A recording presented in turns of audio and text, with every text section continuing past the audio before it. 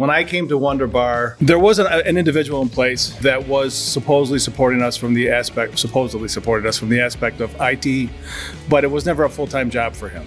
And there were certain aspects of his role, as well as previous IT people, where they did not have the full gamut of knowledge in regards to how to maintain servers. Yes, they could set up a printer. Yes, they could set up a laptop. Sure. But when it got into the room, it became a little bit different.